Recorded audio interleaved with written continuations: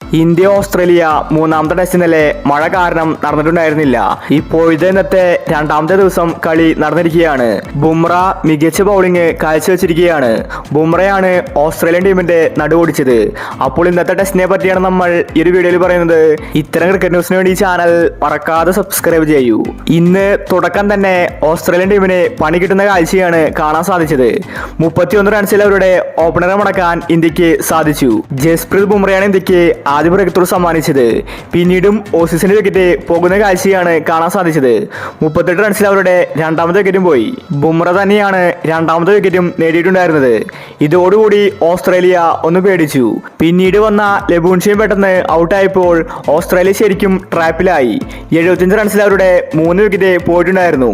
എന്നാൽ ആദ്യ സെക്ഷൻ കഴിഞ്ഞതിന് ശേഷം പിന്നീട് ഓസ്ട്രേലിയ പിടിമുറുക്കി.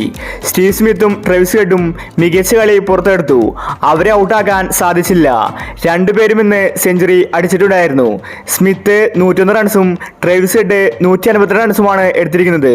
എന്നിട്ടാണ് രണ്ടുപേരും ഔട്ടായത്. പിന്നീട് ഓസീസിന്റെ അടുത്ത വിക്കറ്റ് പോയത് 316 റൺസിലായിരുന്നു. അത്രയ്ക്ക് മികച്ച കളിയാണ് ഓസ്ട്രേലിയ ഇന്ന് പുറത്തെടുത്തത്. സ്മിത്തും ഹെഡുമാണ് ഇന്ത്യക്ക് പണിയായത്. പിന്നീട് ഓസീസിന്റെ വിക്കറ്റ് പെട്ടെന്ന് പോകുന്ന കാഴ്ചയാണ് കാണാൻ സാധിച്ചത്. ആ രണ്ട് താരങ്ങൾ മാത്രമാണ് ഒന്ന് കളിച്ചത്.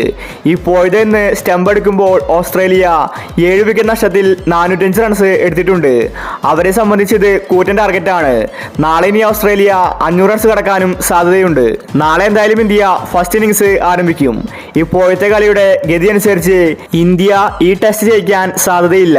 കൂറ്റൻ ടാർഗറ്റാണ് ഓസ്ട്രേലിയ നേടിയിരിക്കുന്നത്. ഒന്നെങ്കിൽ കളി സമനിലയാകും, അല്ലെങ്കിൽ ഓസ്ട്രേലിയ ജയിക്കും. ഇതായിരിക്കും മൂന്നാമത്തെ ടെസ്റ്റിൽ സംഭവിക്കാൻ പോകുന്നത്. അപ്പോൾ ഇതുപോലത്തെ ക്രിക്കറ്റ് ന്യൂസിന് വേണ്ടി ചാനൽ മറക്കാതെ സബ്സ്ക്രൈബ് ചെയ്യൂ.